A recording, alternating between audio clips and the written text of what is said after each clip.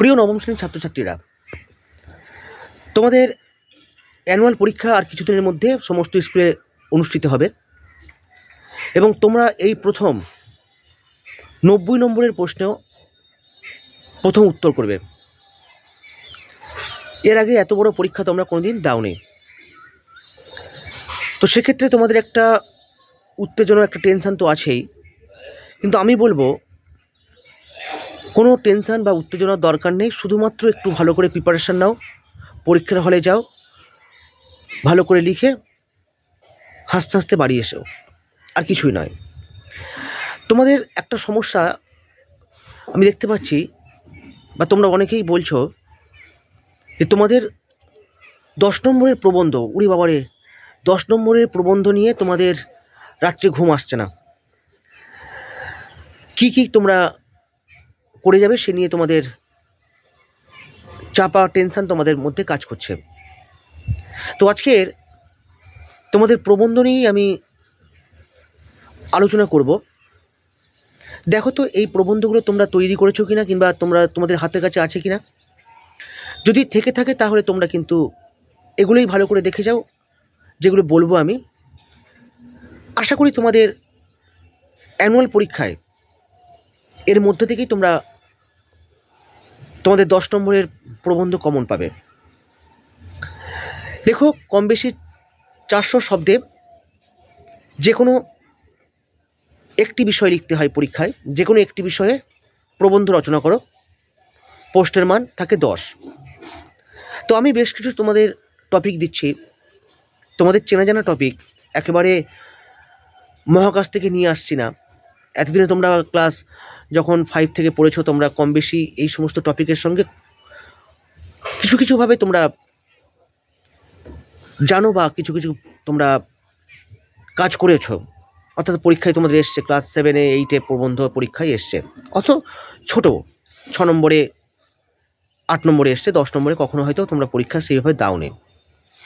তো আজকের প্রবন্ধের জন্য তোমরা লেখো প্রথম, একেবারে সহজ, কোনো টেনশন নেই, প্রতিদিনের জীবনে বিজ্ঞান। দেখো, তোমরা কিন্তু এটা অনেক ছোটোবেলা থেকেই কিন্তু পরিচিত আছো এই টপিকের সঙ্গে। প্রতিদিনের জীবনে বিজ্ঞান। দ্বিতীয় লিখবে, এটাও তোমাদের কাছে চেনা জানা, শোনা, বিজ্ঞান আশীর্বাদ না অভিশাপ। কি বলেছিলাম তোমাদের চেনা জানার মধ্যে থেকেই দেব, বিজ্ঞান আশীর্বাদ না অভিশাপ। এরপরেরটা লেখো, এও তোমাদের হয়তো বা তোমরা চেনো বা জানো বা শুনেছ তো বটেই, বিজ্ঞান ও কুসংস্কার। ব্যাস, এই তিনটে, বিজ্ঞান থেকে এই তিনটে। তাহলে কি বললাম? প্রতিদিনের জীবনে বিজ্ঞান, বিজ্ঞান আশীর্বাদ না অভিশাপ, আর বিজ্ঞান ও কুসংস্কার। এবার চলে এসো পরের টপিকে, পরিবেশ দূষণ ও তার প্রতিকার। এও তোমাদের চেনা জানা, তবে একটু বলবো আমি, এবার কিন্তু ডিটেলসে দিতে হবে একটু উত্তরগুলো। মানে যখন প্রবন্ধ লিখবে, পরিবেশ কাকে বলে, পরিবেশ দূষণ কাকে বলে, কীভাবে দূষণ হয়, প্রত্যেকটা ডিটেলস, মৃত্তিকা দূষণ, বায়ু দূষণ, জল দূষণ, বায়ু দূষণ থেকে শুরু করে যাবতীয় শব্দ দূষণ সব কিন্তু উল্লেখ করতে হবে। পরের টপিক, কন্যাশ্রী এখন বিশ্বশ্রী। কন্যাশ্রী এখন বিশ্বশ্রী। তারপরে লিখবে, তোমার দেখা একটি গ্রামের মেলা। এটা তোমরা লিখতে পারবে, সবাই লিখতে পারবে। তোমার দেখা একটি গ্রামের মেলা, এটা লিখতে পারবে। রথের মেলা হতে পারে, কোনো গ্রামীণ অন্য কোনো মেলা হতে পারে, সে সম্পর্কে লিখে ফেললে কোনো অসুবিধা নেই। আরেকটা টপিক যেটা দেবো আমি, সেটা হচ্ছে তোমার জীবনের একটি স্মরণীয় দিন। তোমার জীবনের একটি স্মরণীয় দিন হলো, এটা তোমরা লিখতে পারবে নিশ্চিতভাবে। আরেকটা লিখবে, এবং এটা শেষ, তোমার একজন প্রিয় কবি।